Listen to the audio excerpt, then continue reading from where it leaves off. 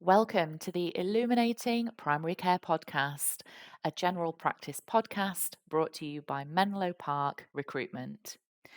Illuminating Primary Care is here to quiz primary care leaders to offer professional knowledge, experience, and insight on the biggest topics in general practice.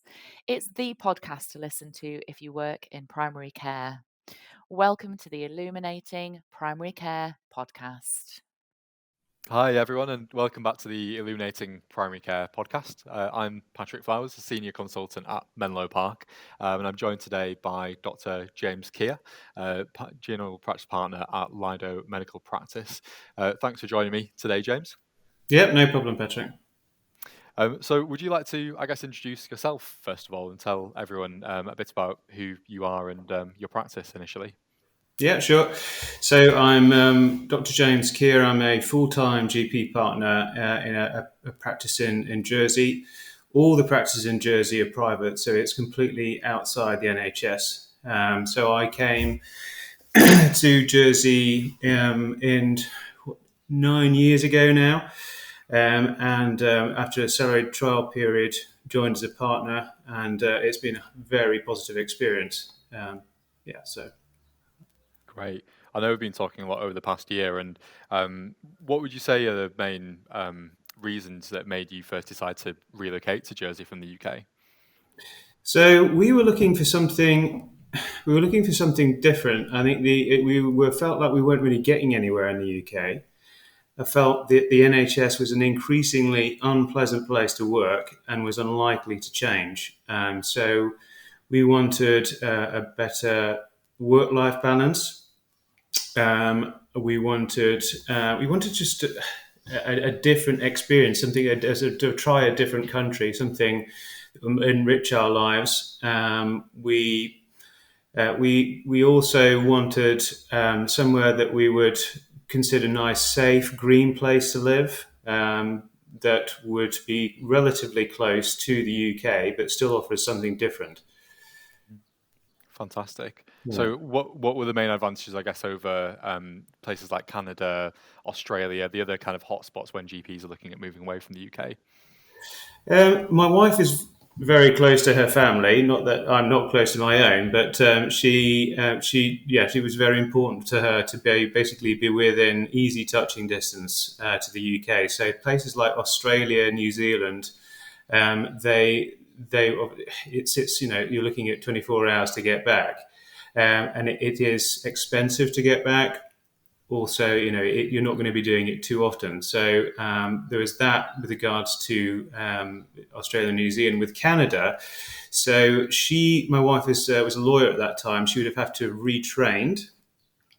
So that was a downside. And also, she wasn't keen on the idea of it being minus 40 degrees at certain times of the year.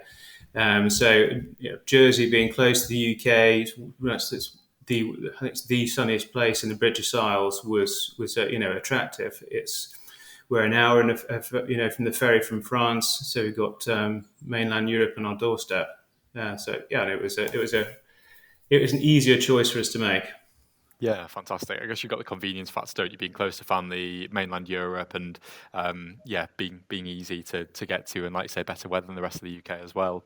It is, yeah. I mean, if you want to get a flight back to London, it's 30 minutes on a plane. And if you choose the right time to book your flights, it's the flights are cheap. It's a relatively inexpensive flight. Yeah, no brainer. So, did you learn anything when you moved to Jersey then, or is there anything that you would do differently if you had to do it again? I think GPs in Jersey, my own practice, were a lot more hands-on in certain things compared to the UK. So there was no practice nurse. It was only relatively recently we actually got a practice nurse. So I was doing all the child immunisations. We were doing all the ECGs and the blood tests. We were doing travel clinics, which is that was not something I'd ever done before. So I had to go on a travel vaccination course. I think as well, from a very personal point of view, when I joined, I'd finished my GP training. I'd done a year as a locum, and then I essentially went straight in. Apart from a 3-month salary position, I went in as a partner, And so learning how to run a business as well was a steep but a good and satisfying learning curve.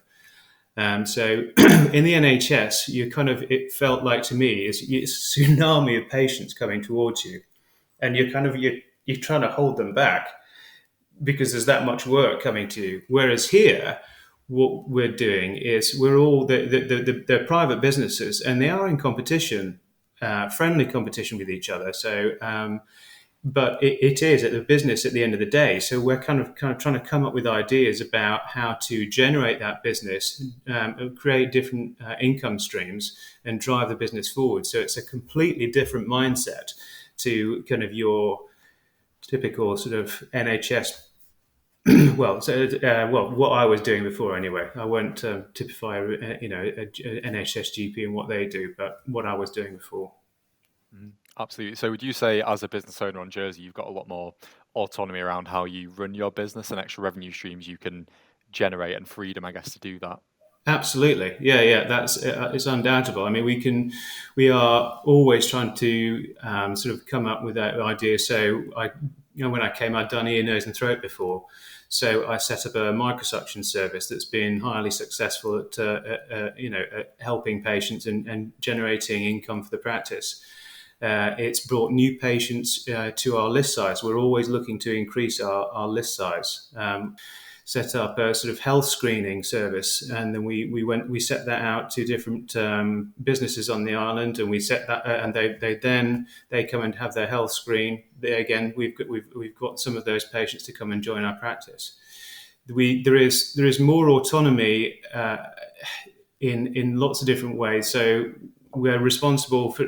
It's our business. We want to take that business on and try and drive it forward, but we can also do if we were to get to a certain size and it was to become uncomfortable, or we don't want to get too big, if need be, we can just shut our list size. We don't have to ask anybody.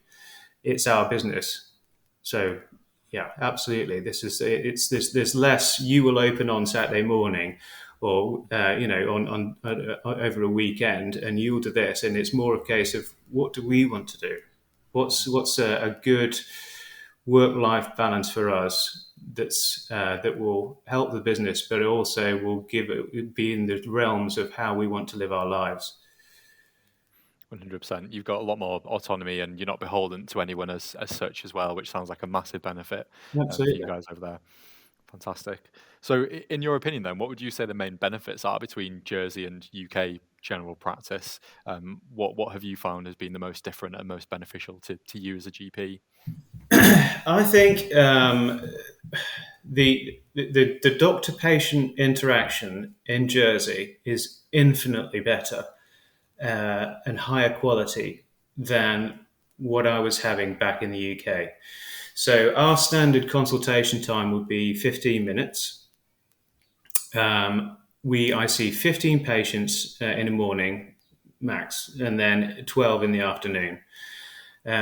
Usually there aren't that many home visits, and we managed to do our paperwork. I do the majority of mine within an hour. So I start at 8 o'clock in the morning, and I will finish usually on time, and I'll be out the door. So I'm not doing 12-hour days. So it's a private service. So in Jersey, so that you come see the doctor, you pay a bit, and the government pays a bit. And despite the patient coming to see me and paying to see me, I find that I am far more valued. I feel more valued than what we had in the UK, of my experience of being an NHS GP. So nobody's sworn at me yet. Nobody's threatened me. People really value what we do, despite them coming in and paying to see us. I get loads of presents at Christmas and cards. My kids get Easter eggs. You feel valued. The work-life balance. My commute here is, you talk about an island that's 9 by 5 miles. I live a 10-minute commute away from the practice. Out the back of our practice is a hotel, and there's a gym in that hotel. And at lunchtime, when the practice is at full strength, when we've got all the GPs there, I can go for an hour and a half every single day to that gym. What GP in the UK can do that? Not many. No, fantastic. It sounds like the work-life balance is unbeatable, isn't it, really? That kind of thing doesn't really exist in the UK. No, yeah, no, absolutely. It's just an entirely different, much more pleasant experience. And our practice as well is really, it's a small practice. There's like 3 GPs there, so it's proper cradle to grave stuff. You've got your following as a GP, so it's not an absolute monster. It's easy to make decisions with a small practice. Don't get me wrong, there are downsides as well. So if somebody becomes unwell, then you certainly know that you've got reduced resilience compared to a bigger practice. But for me, the advantages outweigh the disadvantages. Yeah, it's going to be super person dependent, isn't it? But I think, like you said, that the benefits for most people are going to outweigh that of if it was the other way around as well. Yeah. And I guess to give a really balanced view, would there be any drawbacks from your point of view to working in Jersey versus the UK as a GP? Yeah, I think cost of living is certainly an issue. I think if you are coming from certain parts of the UK, from London, the house prices, I mean, I don't think you'll notice that much of a difference.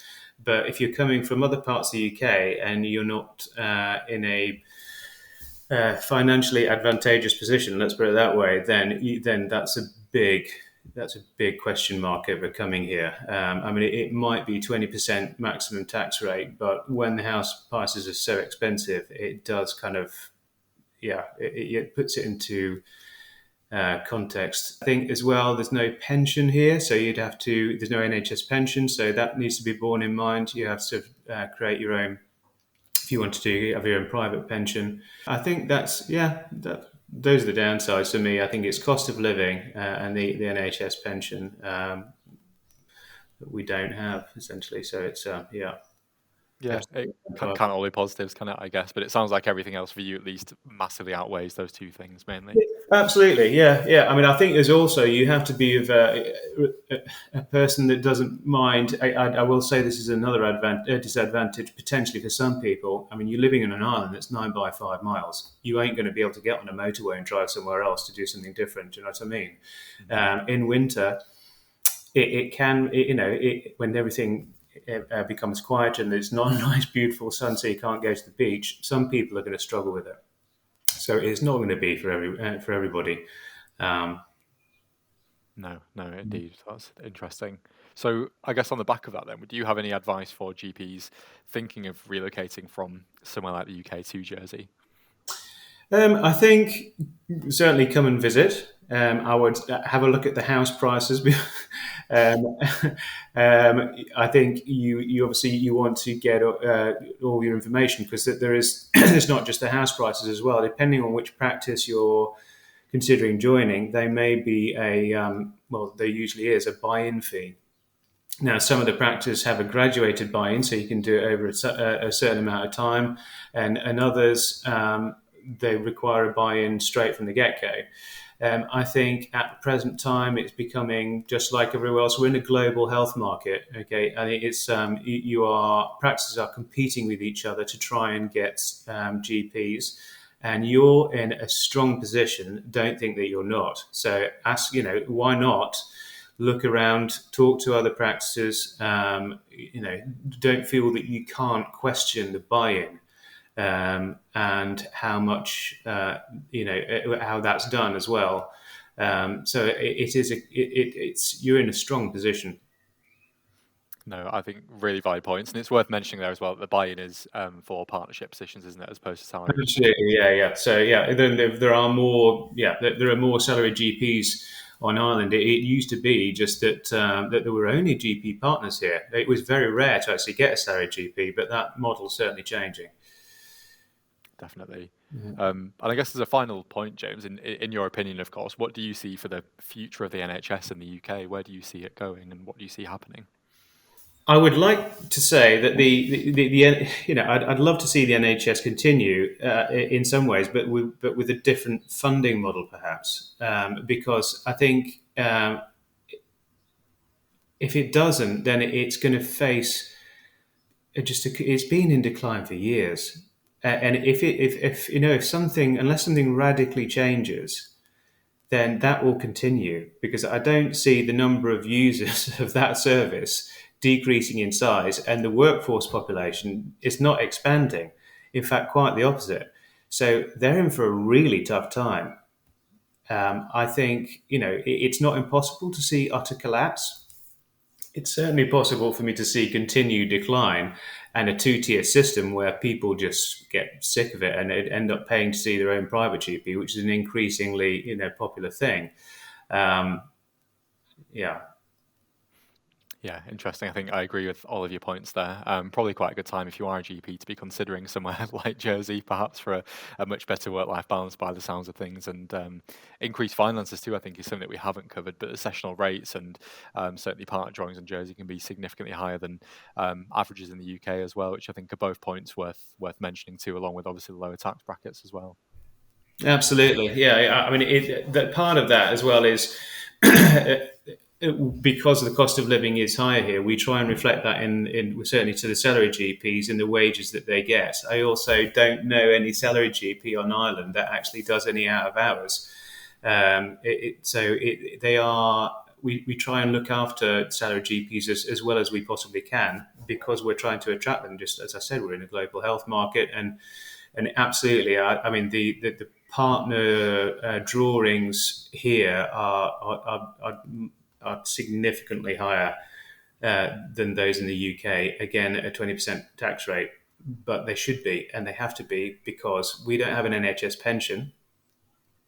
And you're looking at buying property in a part of the world where it's very expensive. So we need it. Unfortunately, it needs to be a significant income to be able to continue here, and it has been. And our income, we see it increasing year on year. So they're steady businesses. I have confidence in our business that it will continue to be able to work for us, and that it will become increasingly successful. Fantastic. Well, no, that's a really good insight, James. Thank you for taking time out to have a chat with me about life on Jersey. I know it's a relative unknown for a lot of GPs I'm speaking with in the UK, so good to shed a little bit of light, I guess, onto the mystery and look behind the curtain a little bit as well.